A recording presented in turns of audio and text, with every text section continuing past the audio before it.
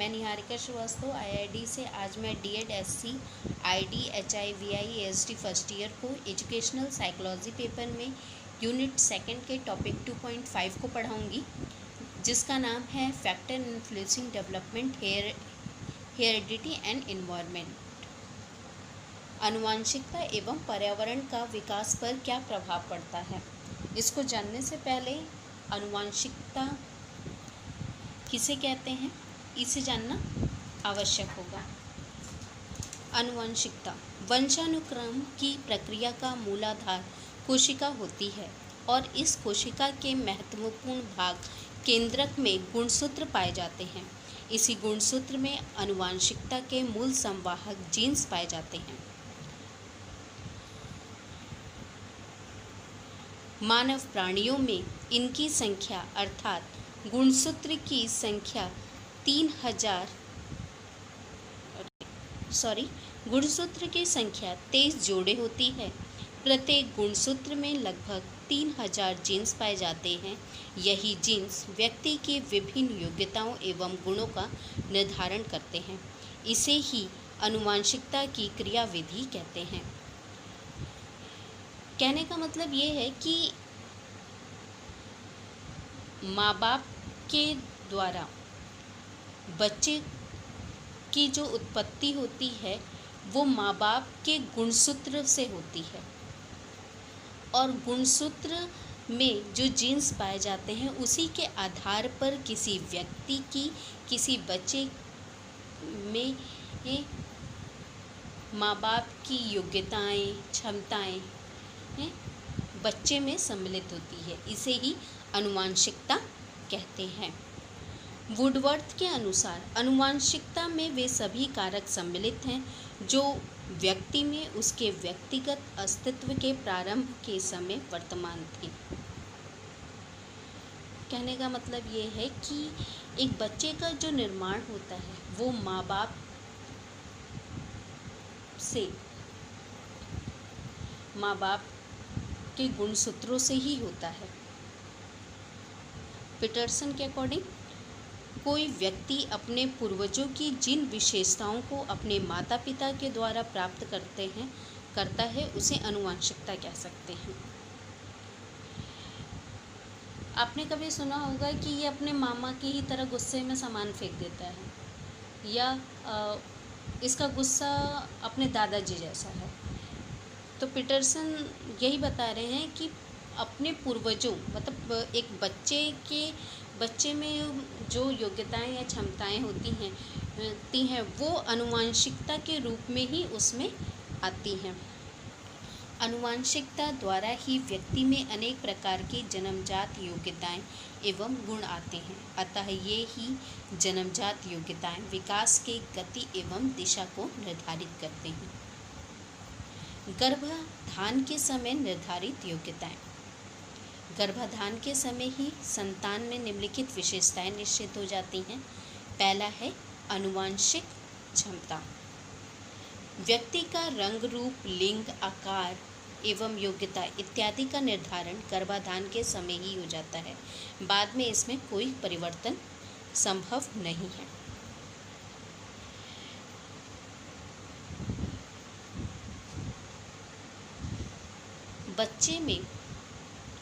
बच्चे का कैसा रंग रूप होगा, क्या आकार होगा, कौन कौन सी योग्यताएं होंगी, ये माँ बाप के द्वारा प्राप्त जीन्स पर आधारित होती है।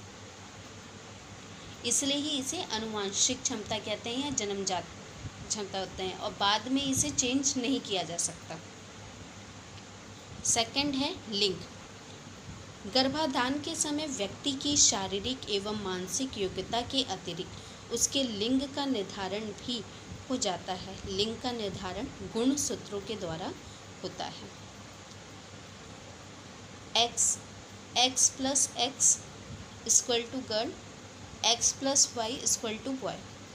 कहने का मतलब ये है कि एक व्यक्ति में 46 गुणसूत्र पाए जाते हैं। 46 गुणसूत्र पाए जाते हैं अर्थात 23 जोड़े में रहता है। माँ बाप के द्वारा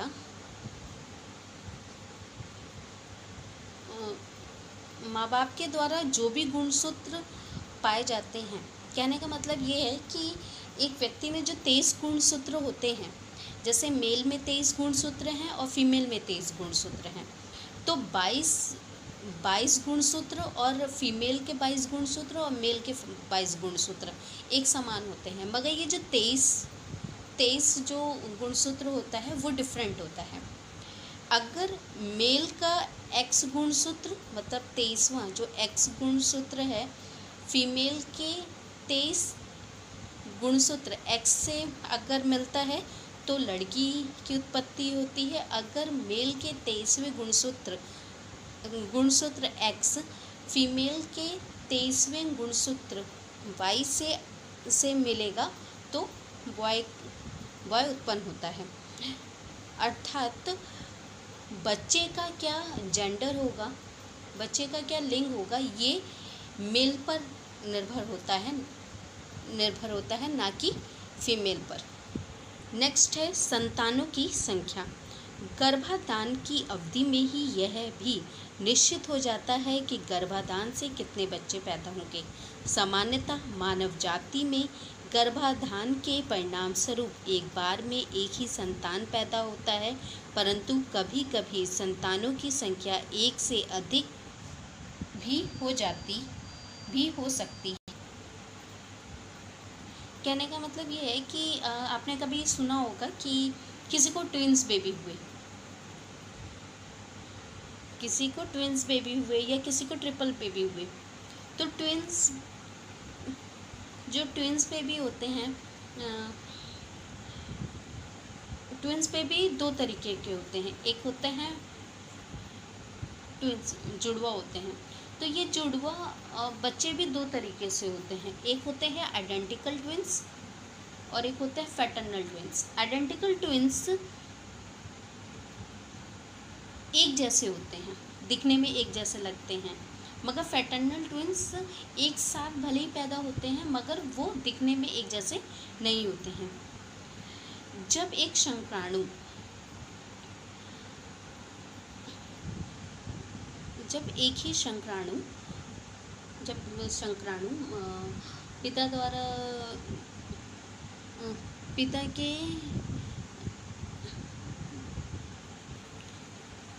पिता का जो शुक्राणु होता है, यदि माँ के एक ही अंडाणु को निषेचित करता है तो एक संतान पैदा होती है। मगर गर्भाधान के बाद वो युग्मन जो बीज है, अंडा है, वो गर्भाधान के बाद दो बीजों में विभक्त हो जाता है तो आइडेंटिकल ट्विंस पैदा होते हैं।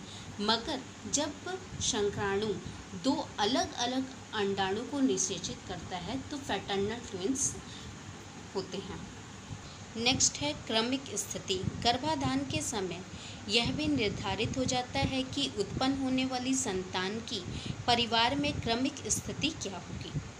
परिवार में बच्चे की क्रमिक स्थिति उसे निश्चित भूमिका निर्वाह करने का संकेत देती है और इसी के आधार पर उसके वरिष्ठों की अभिवृत्ति उसके प्रति भी बनती है। इसी प्रकार प्रथम, मध्य और अंतिम संतानों के व्यवहार में भी अंतर दिखाई पड़ सकता है। क्रमिक स्थिति का मतलब होता है कि आप अपने माँ बाप की पहली संतान हैं या सबसे लास्ट हैं या बीच के हैं।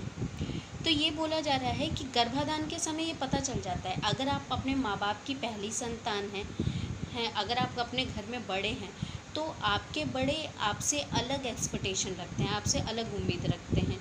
वो आपके प्रति उनकी जो मनोवृत्ति होती है, उनकी जो धारणा होती है वो होती है कि आप अपनी जिम्मेदारियों को समझेंगे। आप घर के बड़े हैं तो आप अच्छे से अपनी जिम्मेदारियों को निभाएंगे, रैदर देन आपके जो सबसे छोटा भाई है, सबसे छोटी बहन है, उसको इतना जिम्मेदार इंसान नहीं माना जाएगा। क्रमिक स्थिति का मतलब होता है कि आपकी जो आपके घर में जो पोजीशन होती है, आपका जो क्रम होता है, उसके आधार पे आपका रोल भी डिसाइड हो जाता है और उसी के आधार पे आपके बिहेवियर में भी चेंजेस देखी जाती हैं। जैसे घर में सबसे जो छोटा होता है वो सबका दुलारा होता है, इसलिए वो कोई भी गलती करे तो अधिकतर लोग उसको माफ़ कर देते हैं। विकास पर, बच्चे के विकास पर गर्भाधान का क्या प्रभाव पड़ता है, उसमें हमने में 4 पॉइंट्स को देखा। पहला है आपकी आनुवंशिक क्षमता, सेकंड है लिंग, संतान की संख्या और है क्रमिक स्थिति। बच्चे के विकास में पर्यावरण का कितना प्रभाव पड़ता है या आनुवंशिकता का कितना प्रभाव पड़ता है, इसमें काफ़ी मतभेद है। पर्यावरण का क्या असर पड़ेगा, इसको जानने के लिए पहले पर्यावरण किसे कहते हैं ये जानना अति आवश्यक है।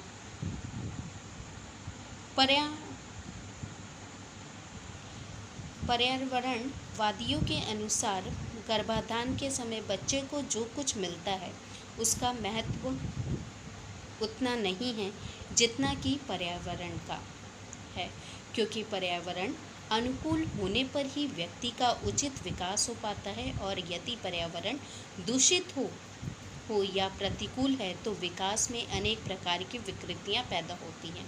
अतः व्यक्ति के विकास में आनुवंशिकता के अतिरिक्त जिन अन्य कारकों का प्रभाव पड़ता है उसे पर्यावरण कहते हैं। आनुवंशिकता के अनुसार बच्चे का लिंग निर्धारित होता है, उसके अस्तित्व का जन्म होता है। मनोवैज्ञानिक ये मानते हैं कि आनुवंशिकता के अलावा व्यक्ति का जिन अन्य कारकों का प्रभाव पड़ता है उसे पर्यावरण के अंतर्गत रखते हैं। पर्यावरण का मतलब होता है हमारे चारों ओर पाए जाने वाला वातावरण। वो अनुकूल होगा या प्रतिकूल होगा, उसका असर बच्चे के विकास पर पड़ता है। रच के अनुसार पर्यावरण में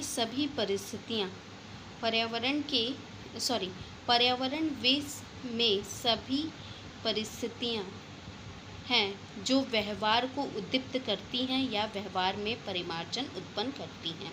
कहने का मतलब ये है कि व्यक्ति के व्यवहार को जो भी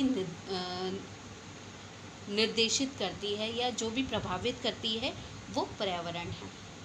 डगलस एवं हॉलैंड के अकॉर्डिंग पर्यावरण शब्द का उपयोग उन सभी बाह्य शक्तियों, प्रभावों तथा अवस्थाओं के लिए किया जाता है जो प्राणियों के जीवन, स्वभाव, व्यवहार एवं वृद्धि, विकास और परिपक्वता को प्रभावित करता है।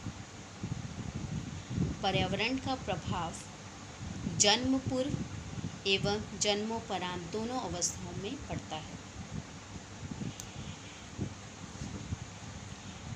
पर्यावरण का बच्चे पे जो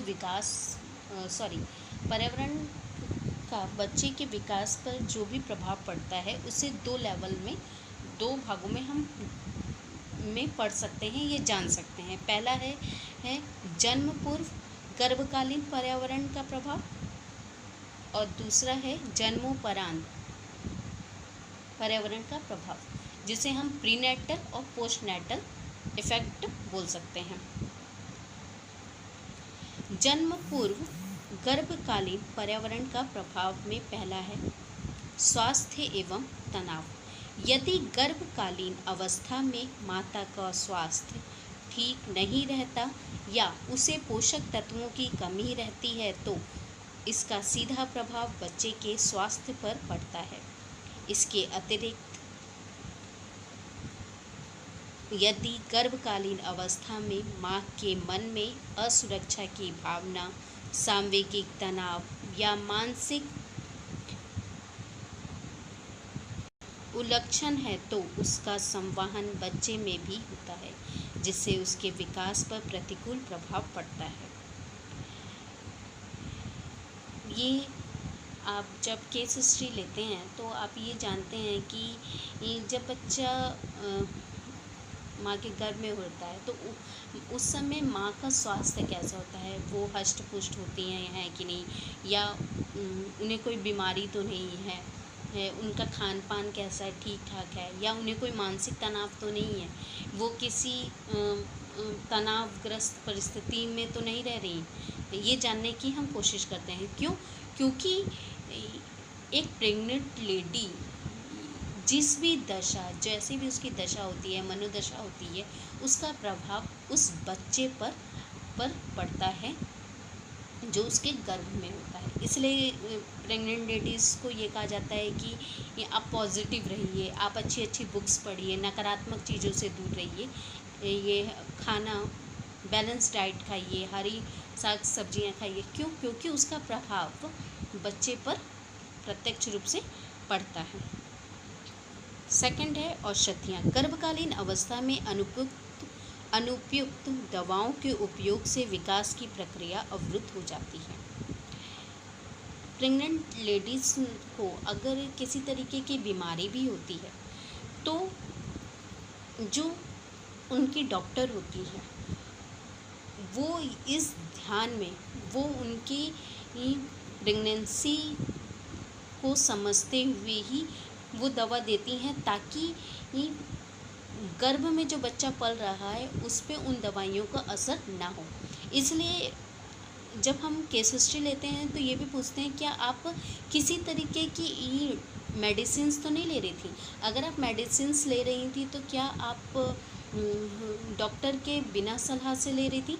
क्योंकि कभी कभी होता है कि सर दर्द हो रहा है तो आपने मेडिसिन्स ले लिया, ठीक है, आपने पेन किलर ले लिया, आपको कहीं भी पेन फील हो रहा है आपने पेन किलर ले लिया, आप एडवाइस नहीं लेते हो। आप मेडिकल पे शॉप पे गए, आपने कहा कि मेरे सर में दर्द हो रहा है या मेरे दांत में दर्द हो रहा है, मेडिकल वाला भी आपको दवा लिख देता है। मगर जब एक लेडीज़ प्रेग्नेंट होती है तो वो बिना डॉक्टर के बिना सलाह लिए वो दवाइयाँ नहीं खाती, उन्हें नहीं खानी चाहिए क्योंकि उसका असर बच्चे के विकास पर पड़ता है। थर्ड है धूम्रपान या मादक पदार्थों का सेवन। गर्भकालीन अवस्था में धूम्रपान या मादक पदार्थों या द्रव्यों का सेवन भी बच्चे के विकास में बाधक सिद्ध होता है। अध्ययनों से पता चलता है कि धूम्रपान करने वाली महिलाएं समय से पहले बच्चों को जन्म दे देती हैं। उसी प्रकार मादक द्रव्यों के सेवन से बच्चे का केवल शारीरिक विकास ही प्रभावित नहीं होता बल्कि उनका मानसिक विकास भी प्रभावित होता है।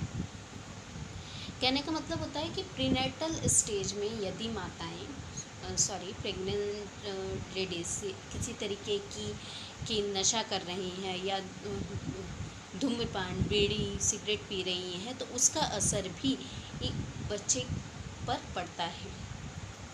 और अध्ययनों से ये पता चलता है कि बच्चे जो भी धूम्रपान करने वाली लेडीज़ होती हैं वो समय से पहले, वो 9 महीने से पहले ही बच्चों को जन्म दे देती हैं। और वो जो बच्चे जन्मे होते हैं वो शारीरिक रूप से अस्वस्थ होते हैं। और ये माना जाता है कि जो भी माताएं प्रेगनेंसी के समय मादक द्रव्यों का सेवन करती हैं या धूम्रपान करती हैं तो उनके गर्भ में पलने वाले बच्चे का शारीरिक विकास ही अवरुद्ध नहीं होता, उनका मानसिक विकास भी प्रभावित होता है।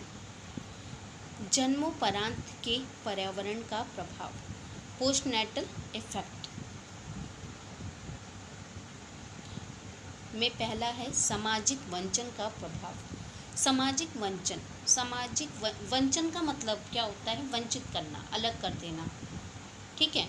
सामाजिक वंचन का प्रभाव, यदि शिशु को जन्मोपरांत मानव समाज से अलग कर दिया जाए या उन्हें मानवीय अधिगम से वंचित कर दिया जाए तो उनमें मानवीय गुणों का विकास नहीं हो पाता है। कहने का मतलब ये है यदि हम बच्चे को जन्म के बाद उसे सीखने के अवसर उपलब्ध न कराएं तो उसका विकास कहीं ना कहीं प्रभावित हो जाता है। फॉर एग्ज़ाम्पल, आप जो दिव्यांग बच्चे हैं हमारे,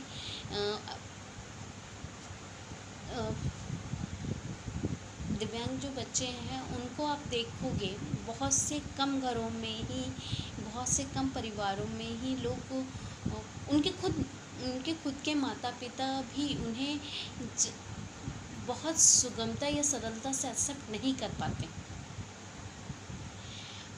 उन्हें अपने सामान्य बच्चों को वो पार्टी या घूमने वूमने में ले जाते हैं, मगर उन्हें उनकी दिव्यांगता के कारण सामाजिक स्थानों में ले जाने से वंचित करते हैं, या उन्हें विभिन्न तरीके के अवसरों में नहीं ले जा पाते, जिससे वो बच्चे वंचित हो जाते हैं, वो उस सामाजिक परिवेश से अलग हो जाते हैं, जिसके कारण जो एक सामान्य बच्चे का विकास होता है उसके अनुरूप उस विशेष बच्चे का विकास नहीं हो पाता।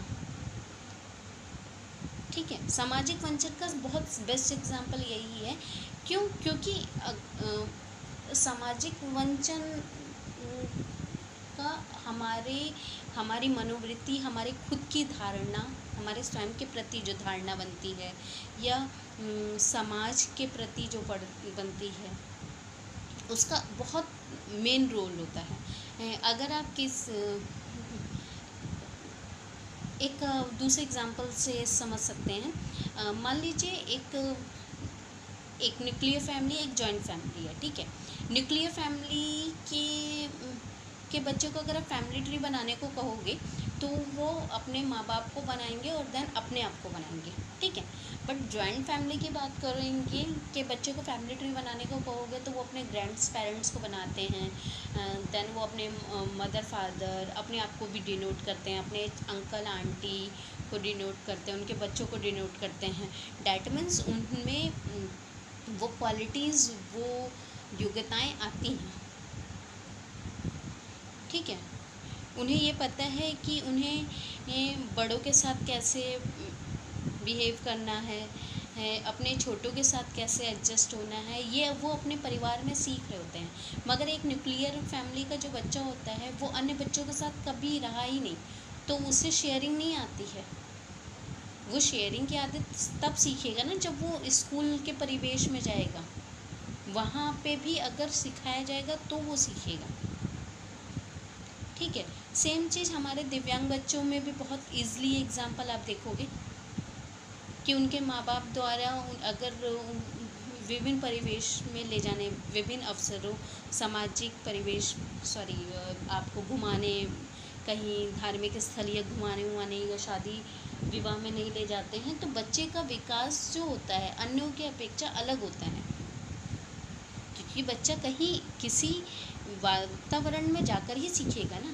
जीन पियाजे क्या बोलते हैं? जीन पियाजे यही मानते हैं कि जो बच्चे का जो विकास होता है, बच्चा जो भी सीखता है वो अपने वातावरण से अंतःक्रिया करके सीखता है।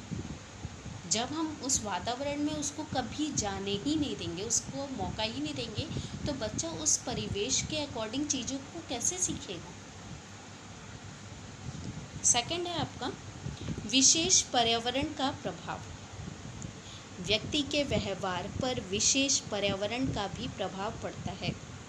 एक अध्ययन में केलॉग ने एक प्रयोग किया जिसमें वनमानुष के बच्चे एवं अपने बच्चे को नियंत्रित परिस्थितियों में एक साथ रखा।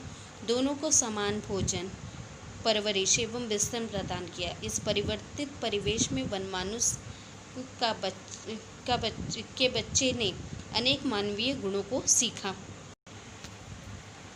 कहने का मतलब यह है कि बच्चे को आप जिस परिस्थिति में रखेंगे, जिस माहौल में ढालेंगे, बच्चा उसी माहौल के हिसाब से उसका डेवलप वो कर ले जाएगा। एक सिंपल सा एग्जांपल हम समझ सकते हैं इससे। जैसे यहाँ पे एक एग्जांपल तो दिया था कि केलॉग एक साइकोलॉजिस्ट थे जिन्होंने एक वनमानुष के बच्चे को और अपने बच्चे को एक साथ रखा। ठीक है, उसको जैसे वो अपने बच्चे की देखभाल, उसका लालन पोषण करते थे, वैसे उन्होंने वनमानुष के बच्चे का भी किया। कुछ समय पश्चात, मतलब काफ़ी साल बाद, उन्होंने ये देखा कि वनमानुष का बच्चा भी मानवीय गुणों को सीख रहा है, मगर अपने अपने बुद्धि क्षमता के अकॉर्डिंग वो इतनी ही चीज़ों को सीख सकता है, वो सभी चीज़ों को नहीं सीख पाता। विशेष पर्यावरण का प्रभाव का एग्जाम्पल हम ऐसे भी दे सकते हैं, जैसे फॉर एग्ज़ाम्पल ये बोला जाता है ना कि एक बच्चा, एक नवजात शिशु एक गीली मिट्टी के समान होता है। जैसे एक कुम्हार उस गीली मिट्टी को जैसा भी शेप दे दे, उसी तरीके से हम एक नवजात शिशु को जिस परिस्थिति, जिस ढांचे में ढालना चाहेंगे वो ढल जाएगा। अगर उसकी संगति, उसका परिवेश, उसका वातावरण जहाँ वो पल रहा है वो प्रतिकूल होगा तो उसमें बहुत सी बाधाएं होंगी उसके विकास में, और वो अनुकूल होगा तो उसके विकास बहुत अच्छे से होंगे। थर्ड है सामाजिक सांस्कृतिक कारकों का प्रभाव। बच्चे के विकास पर उसके सामाजिक व सांस्कृतिक परिवेश का बहुत गहन प्रभाव पड़ता है। जैसे गांव के बच्चों की अपेक्षा शहर के बच्चे निर्भीक व वाचाल होते हैं। व्यवहारवादियों में मुख्य रूप से वॉटसन मानते हैं कि व्यक्ति की आनुवंशिकता चाहे जैसी भी हो, उसका व्यक्तित्व वैसा ही होगा जैसे पर्यावरण में उसका लालन पालन किया गया होगा। सामाजिक सांस्कृतिक कारकों का प्रभाव कहने का मतलब ये है कि एक बच्चा जिस परिवेश में या जिस कल्चर, जिस संस्कृति में पलता और बढ़ता है, उसका प्रभाव उसके विकास पे काफ़ी पड़ता है। एक सिंपल सा एग्जांपल दिया है कि गांव के बच्चे की अपेक्षा शहर के बच्चे निर्भीक व वाचाल होते हैं। क्यों? क्योंकि गांव के बच्चे की उन्हें जो सीखने के अवसर होते हैं वो सीमित मात्रा में मिलते हैं, जबकि आपके शहर के बच्चों को बहुत से अवसर मिल जाते हैं जहाँ पे वो सीखते हैं। उसी तरीके से हमारे कल्चर्स का भी बहुत प्रभाव पड़ता है।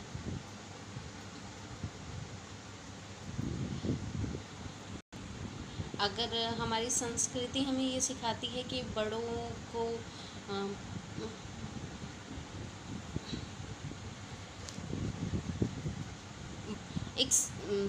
इसको एक और सिंपल से एग्जांपल से समझ सकते हैं।